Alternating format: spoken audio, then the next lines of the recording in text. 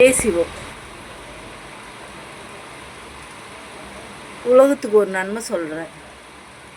இறைவன் எப்படி இருப்பார், இறைவன் என்ன செய்கிறாரு அப்படிலாம் நிறைய பேர் கேட்குறீங்க. நிறைய பேர்கிட்ட சொல்கிறேன், இறைவன் இயற்கையில் தான் இருக்கிறாரு, உங்கள் உணர்வில் தான் இருக்கிறாருன்னு சொல்கிறேன். ஏன் அப்படி சொல்கிறேன்னா, அதை உணர்றதுனால சொல்கிறேன். முதல் தடையில் அதிகாலையில் தன்னை அறியாதையே எழுந்துப்பேன். எழுந்து பிரம்ம முகூர்த்தத்தில் நடுத்தரில் நிற்பேன். நின்று ஐயனை வேண்டுவேன்.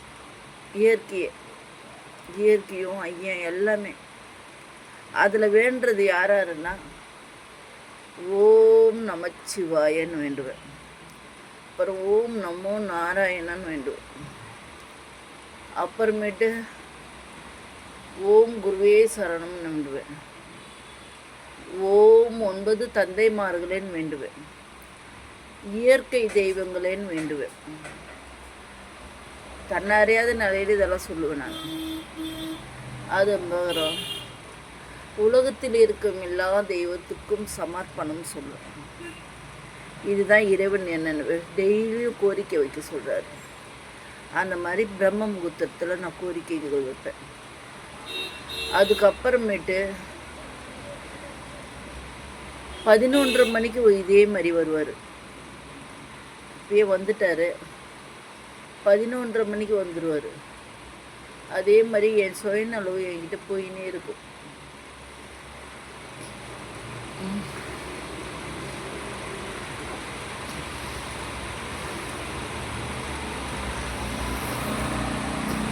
கடலில் அடிக்கிற மூச்சு காற்று என் உள்ள என் தேகத்தில் அடிக்கும். கடலில் அடிக்கிற மூச்சு காற்று என் தேகத்தில் அடிக்கும். அது எப்படி அடிக்குது, எது அடிக்குது தெரியல. ஆனால் நான் அதை உணர்றேன். அடிக்குது. அதோட இப்போ 4:30 மணிக்கு வந்துடுவார். இது ஆரம்பிச்சிட்டாரு வரத்துக்கு. அதுக்கப்புறமேட்டு நித்திரையில் வருவார். நித்திரை என்னன்னா, நம்ம தூக்கம் போகும்போது அந்த டைம். அதான் 4 கால பூஜைன்றது. அந்த 4 கால பூஜை இறைவனை இட்டுன்னு போகிறாரு. நான் பண்ணவே இல்லை. நான் பண்ணணும்னு நினைக்கவும் இல்லை, பண்ணவும் இல்லை. ஆனால் அவரே அந்த 4 கால பூஜை ஒன்று அதிகாலையில் 3:30 மணிக்கு, அதுக்கப்புறம் 11:30 மணிக்கு, அதுக்கப்புறம் 4:30 மணிக்கு, அப்புறம் நித்திரையில். இந்த 4 கால பூஜை அவரே இட்டுன்னு போகிறாரு என்ன. நானும் வரலை. அதே மாதிரி இப்பயும் அதே மாதிரி தான் அவர் வந்துட்டார்.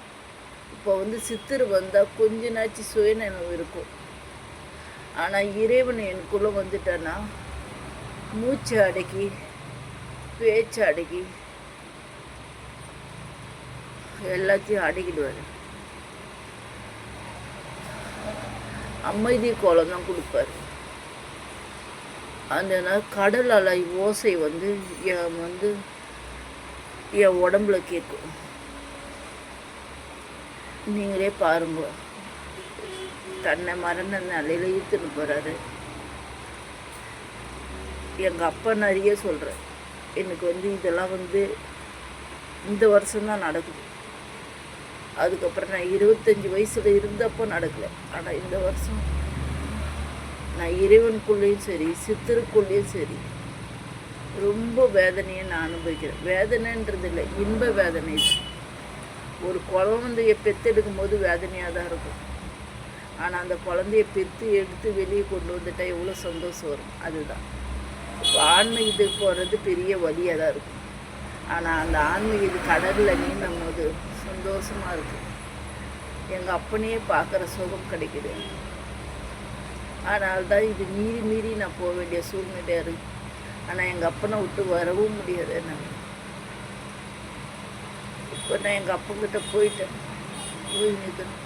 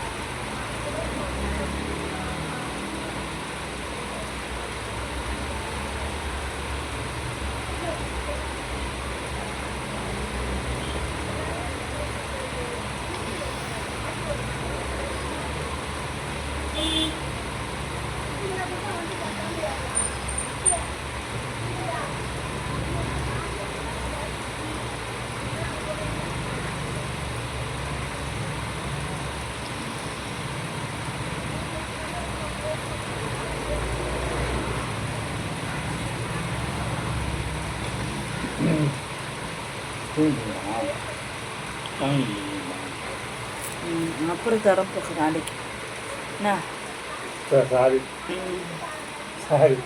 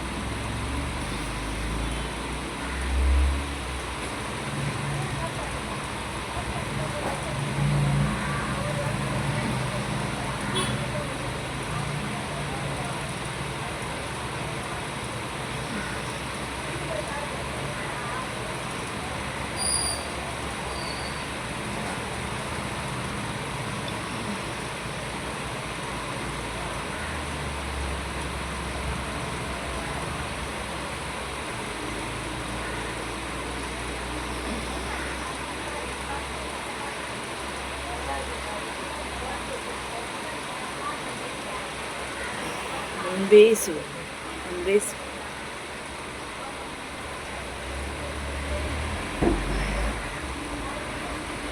இப்போ வந்து ஏதோ அந்த தம்பி வந்து டிஸ்டர்ப் பண்ணிட்டார். எனக்கு கேர்னஸ் ஒன்றும் விடலை. அந்த கேர் வந்து அப்படியே இருக்கும். இப்போ வந்து ஒரு குழந்தைய பெற்று தாய்க்கு எப்படி ஒரு கேர் இருக்குமோ அதுவே ஒரு 1/4 ஹவர்கிட்ட இருக்கும். எனக்கு அந்த கேர் தெரியாது. அந்த கேரு கொஞ்சம் நேரம் பொறுத்து தெரியும்.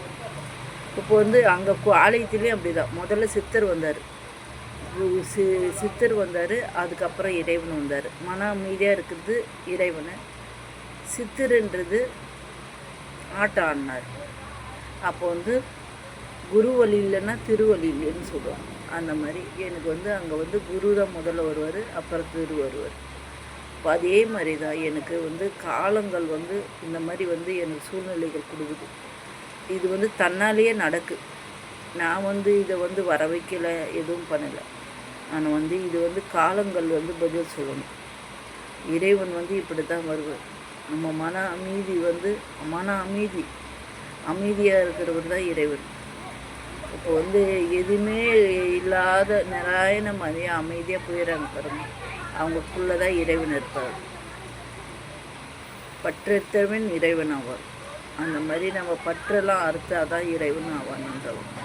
அந்த மாதிரி எதுக்குமே ஆசைப்படாதவன் இறைவன் ஆவார். நிறைய உதாரணங்கள் இயற்கை மூலியமாகவே சொல்லியிருக்காங்க நம்மளுக்கு இறைவனை எப்படி காண முடியுன்றது.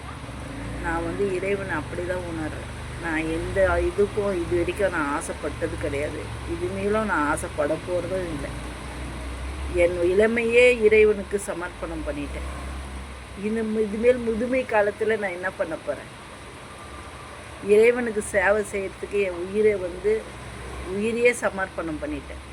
அப்போ இதுமேல் நான் வந்து உலகத்துக்கோசம் தான் நன்மை செய்கிறதுக்கு தான் இறைவன்கிட்ட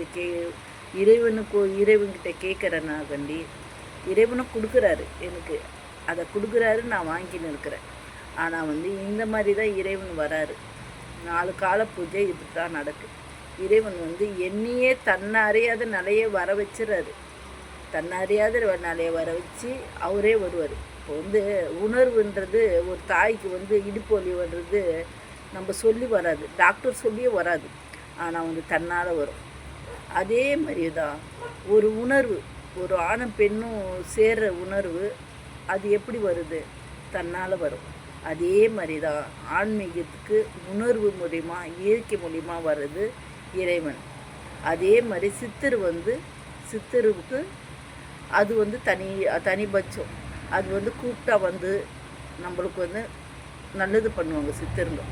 தாய் உள்ளம் கொண்டு அவங்க வந்து நடைமுறைப்படுத்துறத நம்மளுக்கு ஆலோசனையாக சொல்லி அதை வந்து இறைவன்கிட்ட சமர்ப்பணம். அவங்க இல்லைன்னா நம்ம வந்து இறைவன்கிட்டயே சேர முடியாது. குரு அருள் இல்லைன்னா திருவள்ளுவரில் பார்க்க முடியாதுன்னு சொல்லுவாங்க.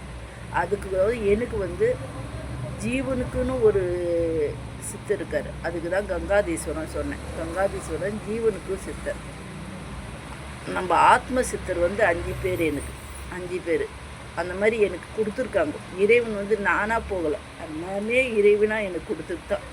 எதுவுமே நானாக போய் தேடி போய் யாரையுமே நான் வணங்கலை. ஐயனே எனக்கு வந்து என்னை தேடி வந்து எல்லா குருமார்களும் கொடுத்து என்னை வந்து அழைச்சின்னு போகிறதுக்கு ஐயனே ரெடியாக இருக்கிறாரு. நான் வந்து இது வரைக்கும் ரெடியாக இருக்கிறேன். நான் வந்து உயிரும் கொடுத்துட்டேன், உணர்வும் கொடுத்துட்டேன், உள்ளத்தையும் கொடுத்துட்டேன். நான் நிறைய மாதிரியாக நிற்கிறேன். அதனால் இறைவன் வந்து இப்போ வந்து ஒரு நடப்பின மாதிரி தான் நான் இருக்கேன். அதனால் இறைவன் வந்து என்னை அழைச்சிட்டு போகிறதுக்கு ரெடியாக இருக்கிறார். அதனால தான் ஐயன் வந்து அவரே எல்லாத்தையும் கொடுத்துட்றாரு. இப்போது ஒரு புள்ள வந்து இந்த புள்ள இப்படி நல்ல புள்ளியாக இருந்ததுன்னா என்ன சொல்லுவாங்க, அம்மா வந்து அதுக்கு எல்லாமே ரெடி பண்ணி கொடுத்துருவாங்க. இந்த புள்ளிக்கு ஒன்றுமே தெரியாது, நம்மளை நம்பியே இருக்குது இந்த புள்ள அப்படின்னு அம்மா எப்படி ரெடி பண்ணி கொடுப்பாங்களோ அதே மாதிரி தான் நான் நல்ல புள்ளியா என்னன்னு தெரியல. ஆனால் வந்து இறைவனாக எனக்கு எல்லாத்தையும் ரெடி பண்ணி கொடுத்து என்னை வந்து அழைச்சின்னு போகிறதுக்கு ஆலயங்க ரெடி பண்ணி கொடுத்து, ஆனால் வந்து என்னால் போக முடியாத பட்சத்தில் நான் உக்காந்துருக்கிறேன். ஆலயங்களும் ரெடி பண்ணி கொடுத்துட்டாரு, எனக்கு உக்காரத்துக்கு அம்சம் கொடுத்துட்டாரு. எல்லாமே வந்து என்னால் போகக்கூடிய சூழ்நிலை இல்லாத காரணத்தினால ஒரு சுமை ஒன்று இருக்குது என் கையில். அந்த சுமையை நான் வந்து இறக்கி வச்சுட்டு தான் இறைவன் ஆலயம் போகணும் அப்படின்னு நான் காத்துக்குன்னு ரெடியாக இருக்கிறேன். அது வந்து என்றைக்கு நான் அந்த சுமையை இறக்குறேனோ அப்போ வந்து இறைவன் ஆலயத்துக்கு போய் உலகத்துக்கு நன்மை செய்வேன். அன்பே செய்வோம், நல்லதே செய்வோம், நலமுடன் இருப்போம், உலகத்துக்கு நன்மை செய்வோம்.